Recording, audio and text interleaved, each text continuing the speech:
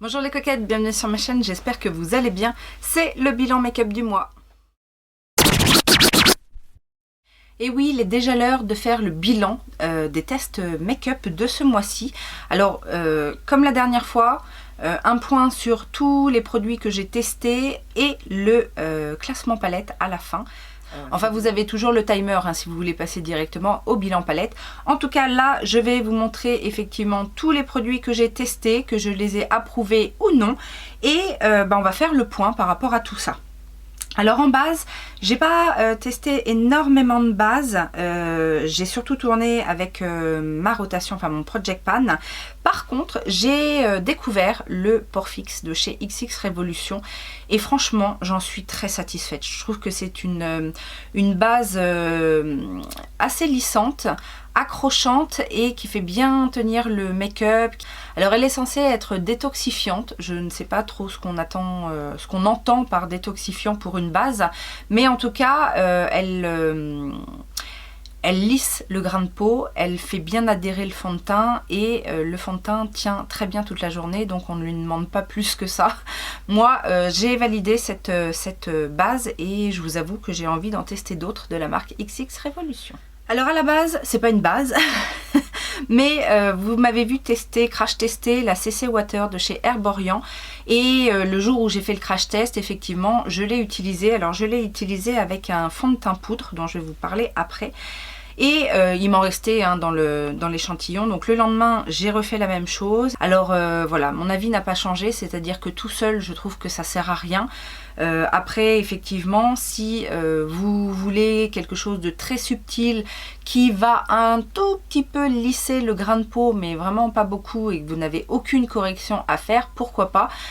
En base éventuellement aussi pour avoir un petit shoot d'hydratation, c'est vrai que le complexe acide hyaluronique et Centella asiatica c'est pas mal, mais voilà, moi je craquerai pas pour ce produit là et je le recommande pas à une beauty addict, quelqu'un qui aime se faire le teint un peu flawless etc, ça suffira vraiment pas quoi.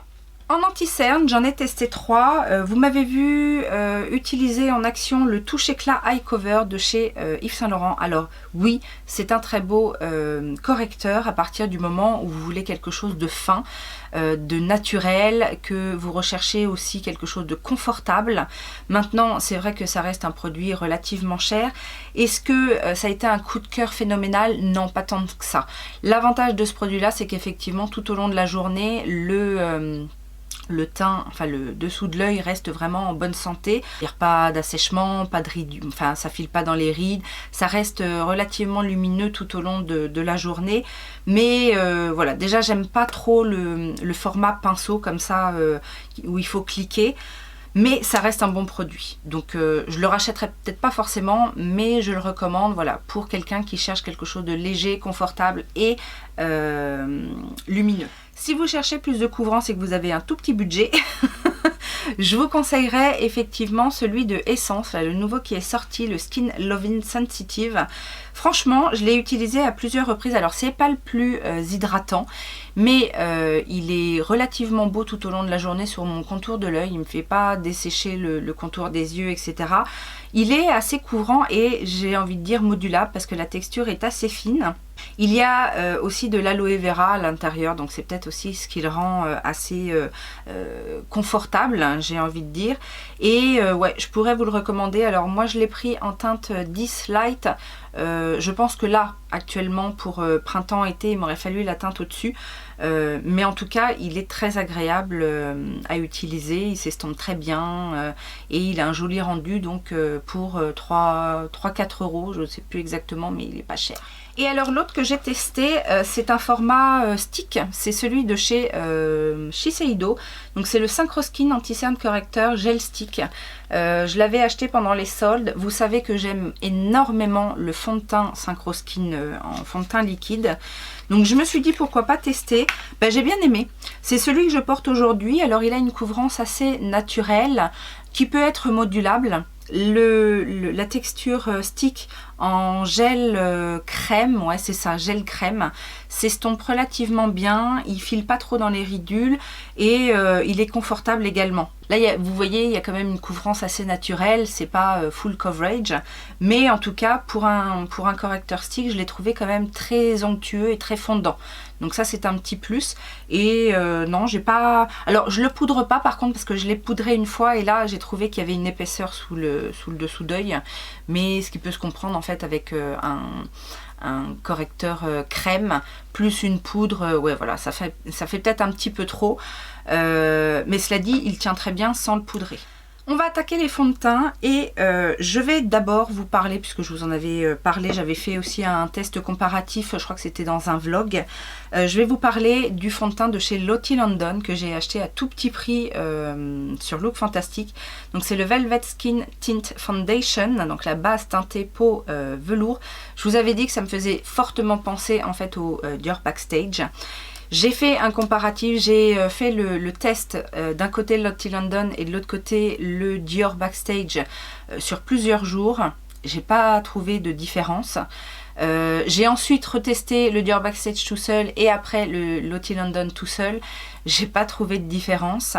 Je vous avais dit lors de mon crash test, la seule différence que je trouve, c'est la différence de teinte. Mais en même temps, ici j'ai un neutre et ici j'ai un rosé froid, donc ça s'explique. Après en termes de texture, le Lottie London est un petit peu plus, se tient un petit peu plus, il est pas, enfin il est un petit peu plus épais, mais il se travaille tout aussi bien. Et franchement, je pense qu'on tient un bon dupe parce que en termes de rendu sur la peau, c'est la même chose. Donc c'est une couvrance, on va dire légère plus moyenne, selon comment vous le modulez. Et il a exactement la même tenue. Il m'assèche pas la peau comme le Dior Backstage. Enfin voilà, sauf que là on est à 7-8 € et là on est à 39 je crois, ou quelque chose comme ça. Donc voilà, si vous aviez envie des caractéristiques du Dior Backstage mais que vous n'avez pas le budget, vous pouvez aller voir le Lottie London. Alors quelle déception que cette CC Crème de chez ELF, donc la Camo CC Cream. C'était une CC Crème qui promettait un full coverage, enfin une couvrance totale, un fini naturel, donc il y a du collagène, des peptides, des niacinamides et un SPF 30. Au niveau de l'application, ça va à peu près. C'est pas une couvrance totale, c'est une couvrance moyenne, mais il y a un beau rendu, il y a effectivement une belle couvrance, c'est assez confortable à l'application. Par contre, au fur et à mesure du temps, et je dirais même très très vite, je me transforme en pruneau. Je deviens toute desséchée. Ça fait des zones de sécheresse, limite des petites taches en fait. Vous savez, le fond de teint, on dirait qu'il s'implante dans les pores. J'ai essayé sur plusieurs jours avec des bases différentes, sans base. J'ai essayé aussi en laissant du temps parce que je me suis dit peut-être qu'à un moment donné ma peau elle était pas bien, etc. Donc je l'ai laissé de côté, je l'ai réutilisé plus tard, mais non, ça fait toujours la même chose. Et d'ailleurs ce côté sec revient plus vite si par exemple je mets pas une base très hydratante en dessous.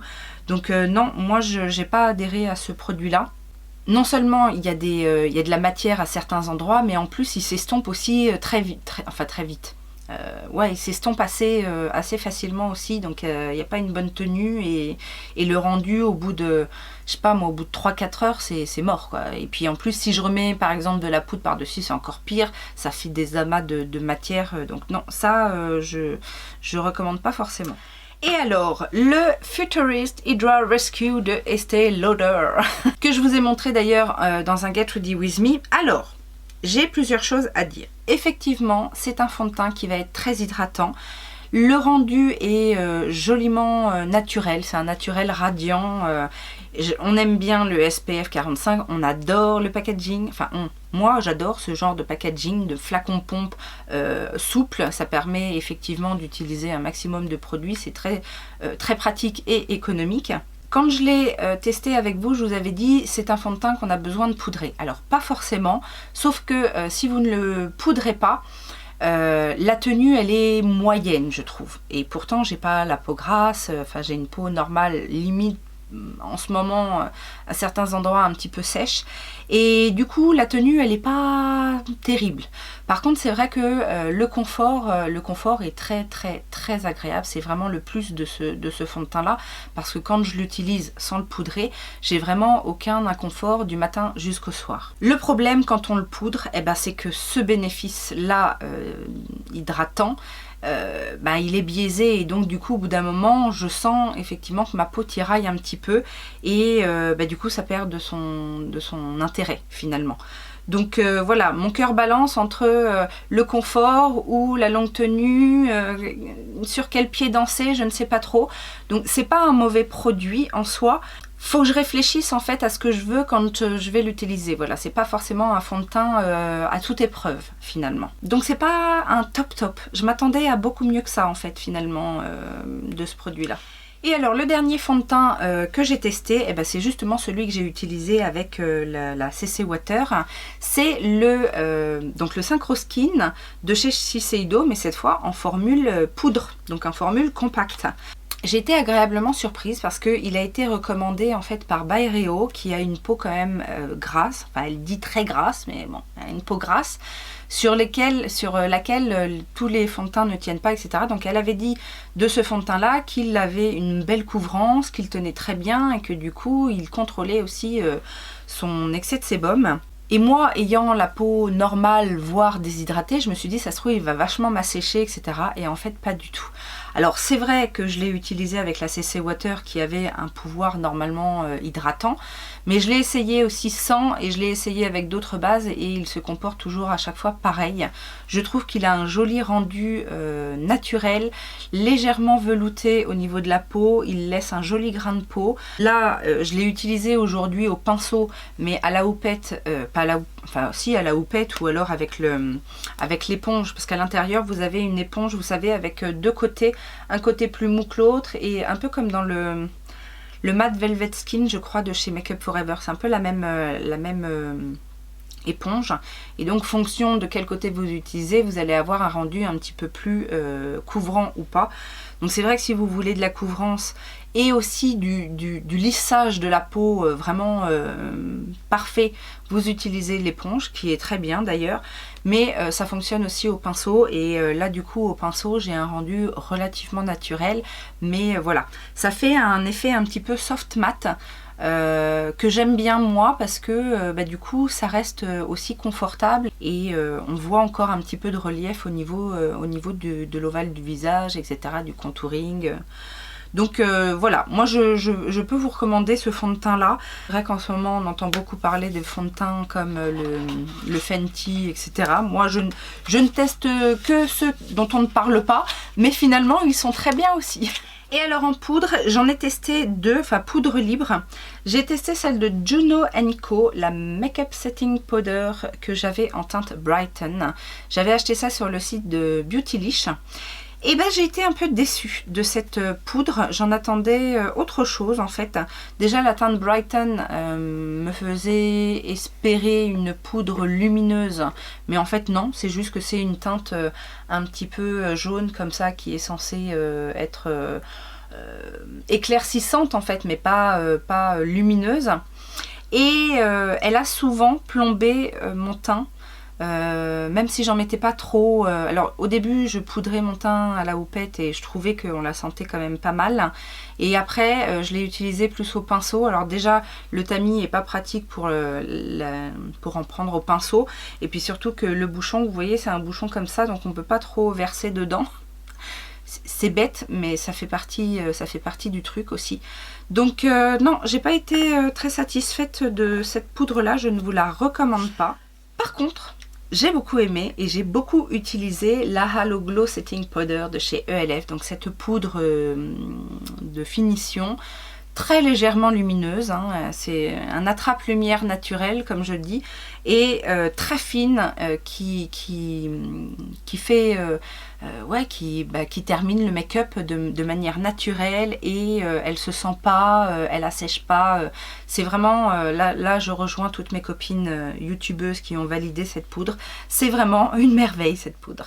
Alors en termes de palette pour le teint, j'avais cette petite palette de chez XX Révolution. Alors je l'ai eu dans un coffret, donc elle n'est pas vendue à l'unité, mais c'est toujours bien d'avoir une idée en fait des produits que propose la marque. Alors j'ai bien aimé cette palette qui s'appelle la palette Distorsion, donc, qui présente un highlighter, un bronzer et un blush assez naturel. Voilà, c'est ça, c'est naturel, c'est-à-dire que ça passe partout, on fait pas de tâches, ça se construit en fonction de ce qu'on a envie. C'est, je pense, effectivement une bonne palette pour les teints light à médium. Non, rien à redire au niveau des textures, les poudres se fondent très bien, l'highlighter est assez naturel, donc voilà, ça, un bon produit. Un petit coup de cœur en revanche pour cette palette de chez NARS, donc c'est la palette Motu Tapu. Que j'avais acheté en solde sur le site officiel. Ça faisait déjà un moment hein, que je l'avais attesté. Je l'avais acheté principalement pour le bronzer de la palette qui est la teinte Casino, parce que moi je n'avais testé que le Laguna de chez NARS et effectivement je voulais tester la teinte Casino. On a un highlighter en teinte Moana et le blush en teinte Bounty et tous ces produits sont magnifiques. Alors aujourd'hui j'ai utilisé un petit peu le bronzer mais de manière assez subtile, naturelle. Cela dit, il est subtil et naturel, ça dépend comment vous l'appliquez, mais voilà, pas de problème avec ces poudres là. Le blush, alors c'est pas celui que je porte aujourd'hui, mais le blush est un petit corail orangé avec des reflets dorés, c'est magnifique. Sur un teint bronzé, ça doit être vraiment magnifique. Et l'highlighter, par contre, c'est celui que je porte. Il est très joli, il est très naturel, il se fond très bien, il est légèrement doré. Et non, franchement, cette palette est très très très jolie et très adaptée à la période printemps-été. Là, ça donne vraiment un joli glow et de jolis reliefs au visage. Et alors, mon gros coup de cœur de ce mois-ci, c'est bien évidemment la palette d'highlighter de chez Sosu. Suzanne Jackson, la Glow Up que j'ai eu en super promo sur Beauty Bay, et j'ai été ravie au swatch, à la découverte de la palette, j'ai été ravie à l'utilisation et je suis encore plus ravie aujourd'hui que j'ai tout utilisé au niveau des teintes. Alors j'ai vraiment mes deux chouchous, ce sont les teintes Unicorn Dust et Champagne Kisses qui sont les deux teintes comme ça, mais après les autres fonctionnent très très bien également. Ça en topper de blush, ça en topper de bronzer, ça en highlighter, même sur ma carnation ça passe. Et celui-ci est un petit peu plus doré, fonctionne très bien aussi, hein. Mais franchement ils sont magnifiques, ça se fond magnifiquement à la peau, c'est léger, c'est superbe et j'adore cette palette. De blush poudre de chez Colourpop. Donc celui-ci c'est le Foxy, c'est un petit blush. Alors j'ai du mal à ouvrir ces packaging là, à chaque fois j'ai peur de me casser un ongle. Donc c'est un petit blush pêche lumineux, légèrement pailleté. Alors on voit des paillettes dans le pan, mais sur le visage ça se voit plus. Très agréable, c'est pas poudreux du tout. C'est ouais, un joli petit blush, pareil, bonne mine pour le printemps. Non, je crois que c'est ma formule préférée chez Colourpop. J'ai également testé celui-ci, c'est le Jet Set. Alors je l'ai utilisé qu'en bronzer, vu la teinte, mais il s'est très bien comporté, il tient très bien. Il n'est pas trop poudreux, je me répète peut-être, mais certains blushs de ce format-là chez Colourpop, des fois sont très très poudreux, et là c'est pas le cas. Donc on peut le mentionner et c'est un plus. J'ai également testé les, comment ça s'appelle, les Cheek Do Serum Blush. Alors, je vous avais donné un avis sur une première impression. J'avais testé le Hotline et je l'avais testé à la Beauty Blender. Depuis, j'ai un petit peu évolué quant à l'application. C'est mieux avec un pinceau duo fibre ou au doigt éventuellement. Là aujourd'hui, j'ai mis la teinte Donc cette teinte là, je l'ai mise en fait au pinceau. mais avec un pinceau dense, enfin un pinceau dense, non, un pinceau comme ça, vous voyez. Donc je l'ai diffusé, je l'ai tapoté un petit peu partout. Alors la teinte est effectivement plus visible que l'autre, mais je l'ai mis en dessous mon fond de teint poudre du coup. Et du coup ça fait un côté très très naturel, on le voit, mais il est très naturel. Donc bon, c'est mieux qu'au Beauty Blender. En fait je pense qu'au Beauty Blender la texture elle est tellement liquide que tout le produit est bu par l'éponge et qu'il ne reste plus rien. Donc au doigt, l'inconvénient c'est que du coup ça peut faire bouger un petit peu les matières qui sont en dessous, sauf à l'utiliser comme je vous ai dit aujourd'hui, en reverse foundation. Mais finalement c'est pas si mal. J'aime bien du coup parce que ça reste un blush très confortable et avec un rendu plutôt naturel quoi. J'ai beaucoup aimé, mais ça c'est pas une surprise, le Crush on Blush de chez KVD, où on retrouve la teinte du blush, c'est Nova, et l'highlighter c'est Gamma Ray, et donc c'est un highlighter assez voyant, très pailleté quand même, donc moi j'aime bien, mais ce sera pas forcément au goût de tout le monde. Par contre le blush Nova est très naturel, un petit peu vieux rose comme ça. Non franchement j'ai adoré ce petit truc là. Alors bon, qu'est-ce qu'on dit de Gucci? On dit que c'est effectivement un bronzer très très très agréable à utiliser et très facile à manipuler. Je vous remonte, moi j'ai la teinte, c'est la teinte quoi que j'ai? La teinte 2.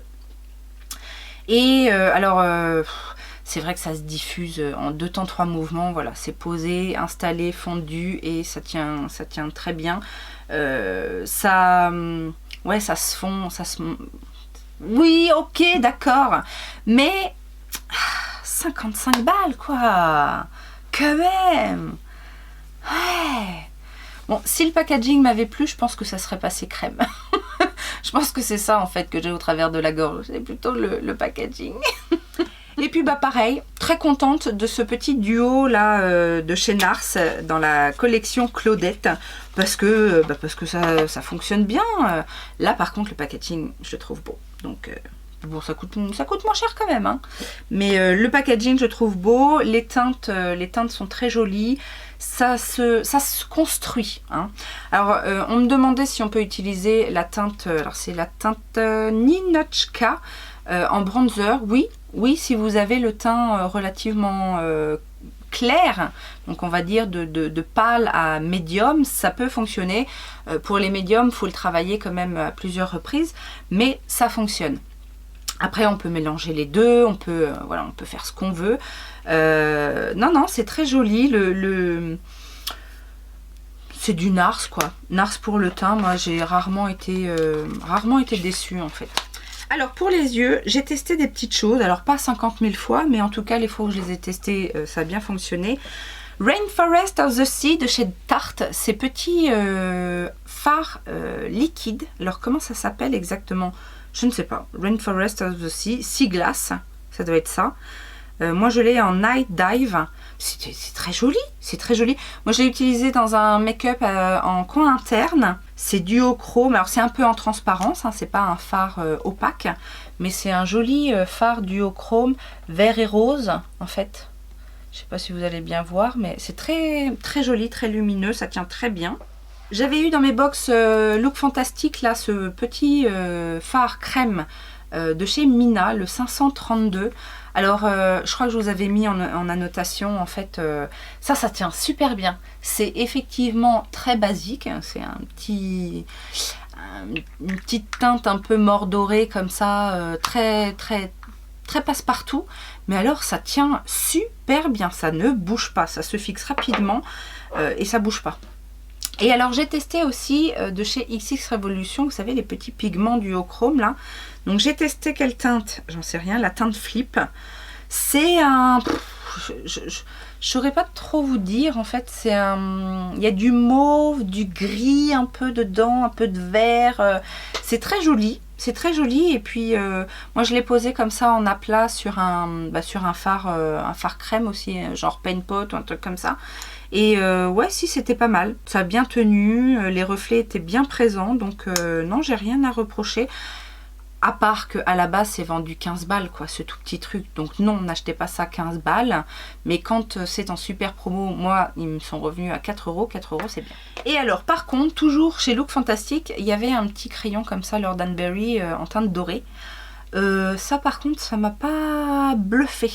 Je l'ai utilisé encore aujourd'hui parce que je me suis dit je vais le réutiliser. Je l'avais déjà utilisé en muqueuse. En muqueuse ça marque pas très bien. Je l'ai réutilisé encore en muqueuse aujourd'hui.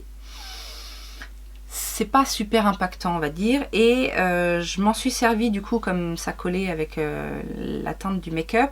Je me suis dit je vais faire un ras de cils avec et c'est pas évident non plus de voir quelque chose. Donc ouais, non, ça c'est pas gêne. J'ai testé un Shimmer Bomb comme ça de chez Révolution. Franchement, je préfère ceux-là à ceux de chez Fenty. Parce que oui, on dit que c'est des dupes de ceux de chez Fenty. Moi, je préfère ça. Je les trouve plus légers et moins collants que les Fenty.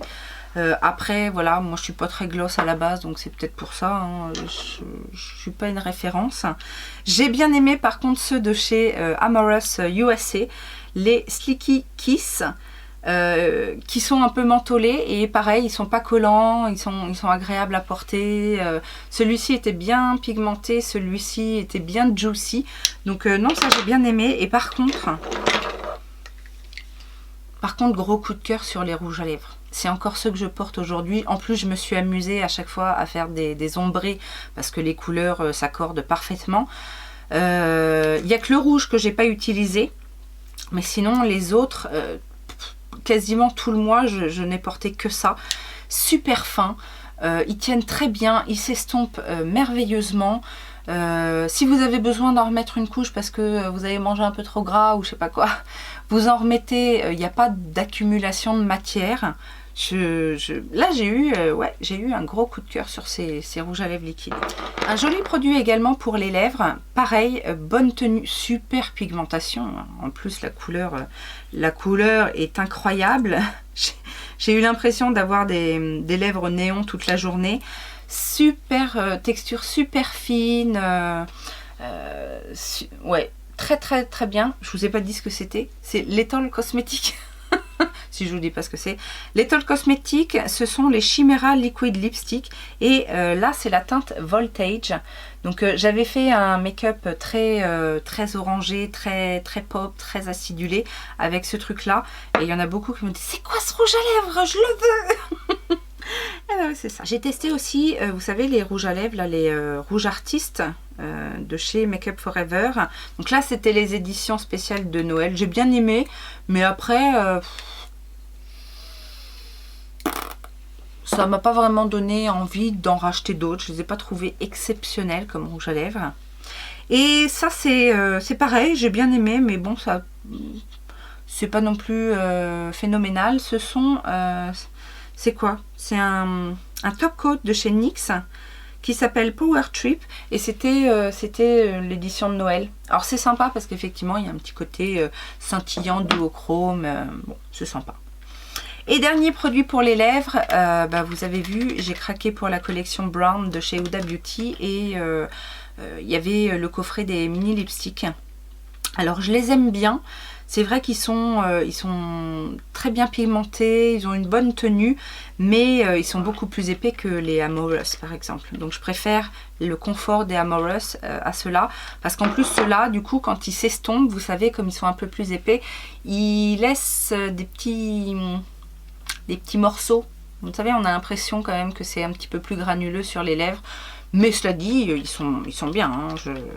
Je crache pas dans la soupe. Ah oui, puis je voulais vous parler, alors ça fait un petit moment que je l'ai testé, mais je vous en avais jamais parlé. C'est un vernis à ongles de la marque Catrice. C'est la gamme Pure Natural. Et c'est des vernis qui sont faits à 70% d'ingrédients naturels. Alors, j'ai bien aimé. Par contre, j'ai eu peur à la première couche, parce que la première couche, ça faisait un truc pas du tout opaque, etc. Donc il faut au moins 2 couches, mais avec une base, 2 couches et un top coat. Enfin, à chaque fois que je mets du vernis, je fonctionne comme ça. J'ai trouvé qu'il tenait relativement bien, qu'il restait bien brillant, etc. Et que si ça vous intéresse, c'est quand même un produit avec 70% d'ingrédients naturels pour un vernis qui fonctionne bien, qui a une belle couleur. En plus, moi j'avais la teinte Purity. Donc c'était un joli marronné profond comme ça. Non, j'ai bien aimé. On va passer aux palettes maintenant? Ouais. Alors ça va être un classement palette assez rapide. Oui, quelque chose a changé. Vous inquiétez pas. Oui, classement rapide parce que ce mois-ci, j'ai pas utilisé 15 palettes. Bon, il y a quand même 7 palettes et des palettes assez... Enfin, parfois des palettes assez grandes, donc voilà, qui avaient besoin d'être exploitées, n'est-ce pas? Et donc, je vous ai fait un petit classement de la moins bonne, celle qui m'a moins plu, en tout cas, à celle qui m'a le plus plu. On va commencer avec une petite palette. Vous savez que chez moi, les petites palettes, ça a du mal à gravir les échelons hein, dans les classements. Il s'agit de la petite palette de chez Catrice, donc la 5 in a Box Mini Eyeshadow Palette que j'ai en teinte Modern Smoky Look, qui se présente comme ceci. Donc c'est une petite palette de 5 fards. Dans les tons bleu, gris, smoky. Alors l'harmonie est assez jolie, je dois dire. Après, c'est à base d'huile de rose. Et je ne sais pas si c'est ça qui fait que la texture est un peu crémeuse, mais pas si facile que ça. Pas si facile que ça en fait à manipuler. Les fards mat sont un petit peu... ils accrochent un peu. Et bon, j'ai réussi à faire quelque chose de sympathique, hein, un look tout à fait portable, dans les tons un peu froids comme ça. Mais je sais pas si vous voyez en fait, bon, le métallique ça va à peu près, quoique l'intensité pourrait être meilleure. Mais les fards mat, vous voyez, ils accrochent un petit peu et j'ai pas... Voilà, c'était pas exceptionnel quoi. C'est dit, on va remettre quand même les choses à leur place. C'est que c'est une palette qui coûte environ 2 €.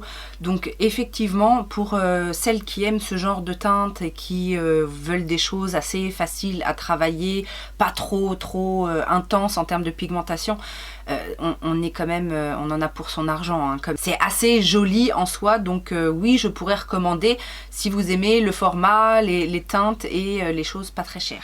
Je vais mettre en 6e position la palette de chez Milani, la Gilded Terra. Alors, c'était pas une catastrophe, hein, cette palette a bien fonctionné les quelques fois où je l'ai utilisée. Alors, j'ai fait un look complet avec cette palette et après, techniquement, je m'en suis beaucoup servi en palette de complément. Qu'est-ce que je peux dire de cette palette? Eh ben, en fait, les mats sont pas... Ils sont pas très intenses, les lumineux sont très jolis par contre, mais au niveau de la texture, c'est... je sais pas, ça manque de quelque chose. Et autant j'étais très attirée par la Color Story, autant j'ai pas été transcendée sur... la créativité avec cette palette. En fait, les teintes rose mauve fuchsia là sont pas terribles. Il y a des jolis verts. Alors le vert mat est très joli. Les deux verts ici scintillants et métalliques sont jolis, mais en même temps ils se ressemblent beaucoup. J'aurais bien aimé avoir deux verts, mais avec une intensité. Alors oui, la texture est différente. Il y en a un qui est plus topper et un autre qui est plus métallique. Mais j'aurais aimé quand même qu'il y ait une différence dans les teintes. Bref, ça manque de relief en fait dans cette palette et c'est ça que je lui reproche.